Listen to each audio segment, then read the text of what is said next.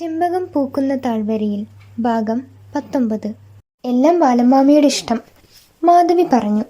ഇത് ഉണ്ടായിരുന്നെങ്കിൽ ഇപ്പോൾ എന്ത് സന്തോഷമായിരിക്കും. അവൻ്റെ വിയോഗം കുറച്ച് നേരത്തെ ആയിപ്പോയി. ബാലമാമ നെടുവീർപ്പിട്ടു. വല്യച്ഛനെ കുറിച്ച് പറഞ്ഞപ്പോൾ മീരയുടെ കണ്ണുകൾ ഈറനണിഞ്ഞു. മാധവിയും തൻ്റെ വേദന പുറത്തേക്ക് വരാതെ കടിച്ചമർത്തി. നിങ്ങളുടെ ഇഷ്ടം നിങ്ങൾ തമ്മിൽ വിവാഹം കഴിക്കണമെന്നാ. എൻ്റെ മോൻ്റെ ഭാര്യയായി മോളെ തന്നെ വേണമെന്നാണ് അമ്മയുടെ ആഗ്രഹം. രഞ്ജിത്തിൻ്റെ അമ്മ മീരയുടെ കവിളിൽ തലോടിക്കൊണ്ട് പറഞ്ഞു. ഇടയ്ക്ക് ചേച്ചിയും കൂട്ടി നിനക്ക് അങ്ങോട്ട് വന്നോടി മീനു. ഇപ്പം അമ്മായി ഒന്നും വേണ്ട അല്ലേ? ആ വഴിക്കില്ല, രഞ്ജിത്തിൻ്റെ അമ്മ മീനുവിനോട് പറഞ്ഞു. അങ്ങനെയൊന്നുമില്ല അമ്മായി, എക്സാം ഒന്ന് കഴിഞ്ഞോട്ടെ, ഞാൻ ഇടയ്ക്കിടയ്ക്ക് വന്നോളാം, മീനു പറഞ്ഞു. എന്നാൽ നമുക്ക് ഭക്ഷണം കഴിച്ചാലോ? മാധവി ചോദിച്ചു. എന്നാ ഊണ് വിളമ്പിക്കോളൂ, ബാലമാമ പറഞ്ഞു. മീരയും മീനുവും കൂടി ഭക്ഷണമെല്ലാം വിളമ്പി എല്ലാവരെയും കഴിക്കാൻ വിളിച്ചു. മീൻകറി നന്നായിട്ടുണ്ട്, രഞ്ജിത്തിൻ്റെ അമ്മ പറഞ്ഞു. എനിക്ക് മീൻ മസാലയാണ് ഏറ്റവും ഇഷ്ടപ്പെട്ടത്, രഞ്ജിത്ത് പറഞ്ഞു. രണ്ടും മീരേച്ചി തന്നെ ഉണ്ടാക്കിയത്, മീനു പറഞ്ഞു. ചേച്ചിയെ പോലെ മീനൂട്ടിയും പാചകം ചെയ്യാൻ പഠിക്കണം കേട്ടോ, രഞ്ജിത്തിൻ്റെ അമ്മ പറഞ്ഞതും അവൾ പാചകം പഠിച്ചില്ലെങ്കിലും നല്ലോണം പാചകം പഠിക്കുമല്ലോ, രഞ്ജിത്ത് പറഞ്ഞു. പക്ഷേ രഞ്ജിത്തേട്ടിനെ പോലെ തള്ളാൻ ഞാൻ പഠിക്കില്ല, മീനു പറഞ്ഞു. അവർ ഭക്ഷണമെല്ലാം കഴിച്ചു കഴിഞ്ഞ് തിരിച്ചു പോകാൻ നേരം ചെമ്പകത്തെ എവിടെ വെച്ചത്? രഞ്ജിത്ത് മീരയോട് ചോദിച്ചു. പുറകിലാണ്, പുതിയ ഇലകൾ വന്നു തുടങ്ങി, മീര പറഞ്ഞു. ഞാൻ ഇനി വരുമ്പോഴേക്കും ആ ചെടിയിൽ മീരയ്ക്ക് വീണ്ടും പൂക്കളുണ്ടായി നിൽക്കട്ടെ. ദാസ്തു, നിന്റെ വാക്കുകൾ സഫലമാകട്ടെ, മീര ഒരു പുഞ്ചിരിയോടെ പറഞ്ഞു. എങ്കിൽ ഞാൻ ഇറങ്ങട്ടെ, ഫ്രണ്ട്സ് കുറച്ച് സാധനങ്ങൾ വാങ്ങി കൊണ്ടുപോകാൻ പറഞ്ഞിട്ടുണ്ട്, അതെല്ലാം വാങ്ങണം, രഞ്ജിത്ത് പറഞ്ഞു.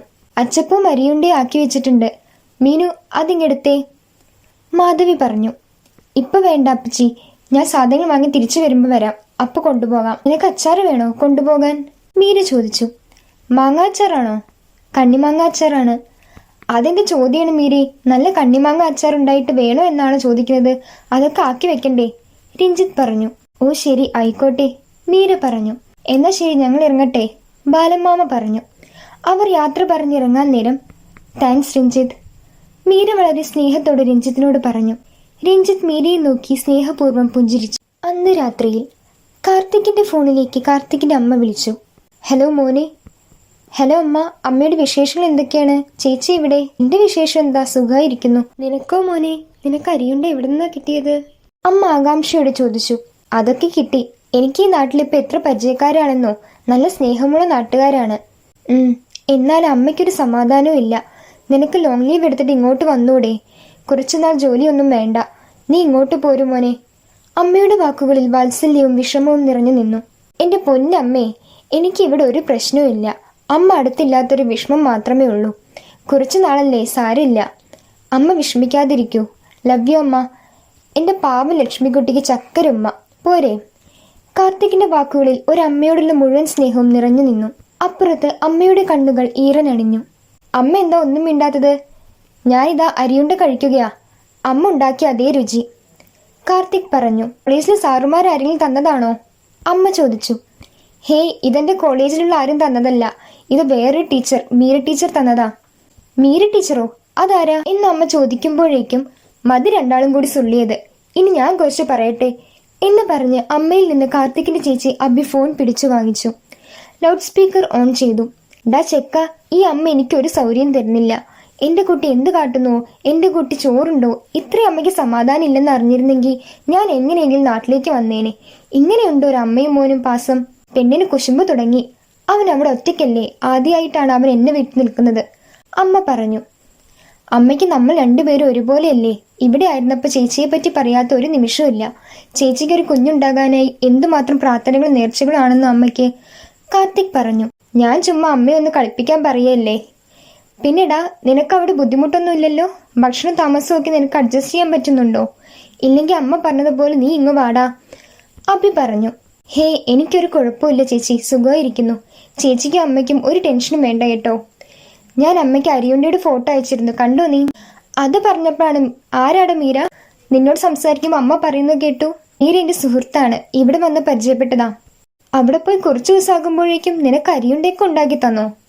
അമ്മ ചോദിച്ചു. ഓഹോ, നിനക്ക് അരിയുണ്ടയും ഉണ്ടാക്കി തന്നോ? സത്യം പറ മോനെ, ആരാണ് മീര?